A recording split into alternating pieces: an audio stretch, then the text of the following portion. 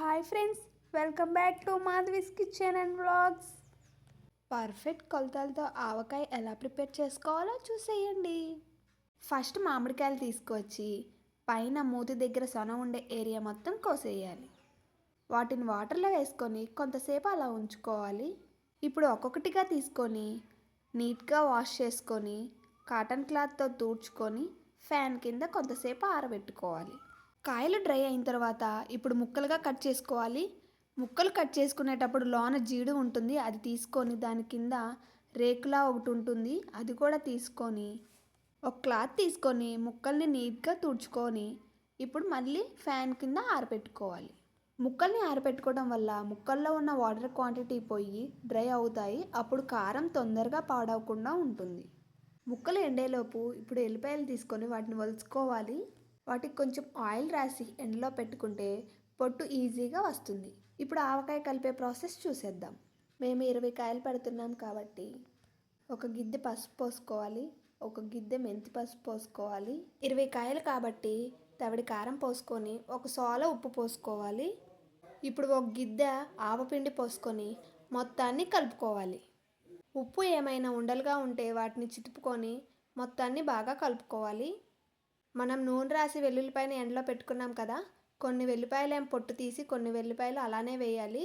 పొట్టు తీసినవి అచ్చాపచ్చిగా దంచి వేస్తే టేస్ట్ చాలా బాగుంటుంది, స్మెల్ కూడా సూపర్గా ఉంటుంది. ఇప్పుడు మళ్ళీ ఒకసారి మొత్తాన్ని కలుపుకొని పక్కన పెట్టుకోవాలి. ఇప్పుడు ఆవకాయ పెట్టే జాడీలో అడుగున కొంచెం ఆయిల్ పోసుకోవాలి. ఇప్పుడు ఇంకో గిన్నెలో నూనె పోసుకొని ఫస్ట్ మనం ముక్కల్ని ఈ ఆయిల్లో వేసుకొని ఈ ఆయిల్లో ముంచి తీసి కారంలో వేయాలి. ముక్కలకి కారం పట్టించి జాడీలో వేసుకోవాలి. అలా అన్ని ముక్కల్ని కూడా కారం పట్టించి జాడీలో వేసుకోవాలి. మొత్తం ముక్కలకి కారం పట్టించి జాడీలో వేసుకున్న తర్వాత లాస్ట్లో పైన నూనె పోసుకోవాలి.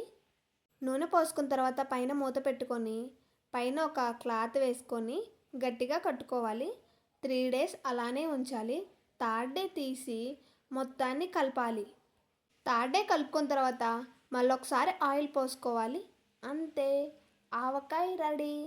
ఇలా పర్ఫెక్ట్ కొలతలతో పెట్టుకుంటే 1 year వరకు ముక్క పాడవకుండా కూడా ఉంటుంది. ఇలా ఆవకాయ ప్రిపేర్ చేసిన తర్వాత అదే గిన్నెలో అన్నం కలుపుకొని తినే అలవాటు ఎంతమందికి ఉంది? అలా తింటే ఆ టేస్టే వేరు అసలు. మీ ఇంట్లో కూడా ఇలానే ట్రై చేస్తారా? ట్రై చేస్తే కామెంట్ చేయండి. ఆవకాయ పాడవకుండా ఉండాలంటే నూనె పోసుకోవాలి. నూనె ఉంటే ఆవకాయ తొందరగా పాడవకుండా ఉంటుంది.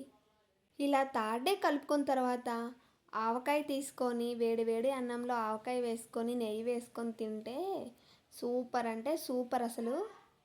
ఆవకాయ స్టార్టింగ్లో తిన్నంతగా ఎండింగ్లో తినము. ఇలా మీలో కూడా ఉన్నారా? ఉంటే కామెంట్ చేయండి. ఇంకా కొత్త కొత్త రెసిపీస్ కావాలంటే మన ఛానల్ని సబ్స్క్రైబ్ చేసుకొని పక్కనే ఉన్న బెల్ ఐకాన్ని క్లిక్ చేయండి. క్లిక్ చేయటం మాత్రం మర్చిపోకండి. మన వీడియోస్ నచ్చితే లైక్ చేసి షేర్ చేయండి. Thanks for watching.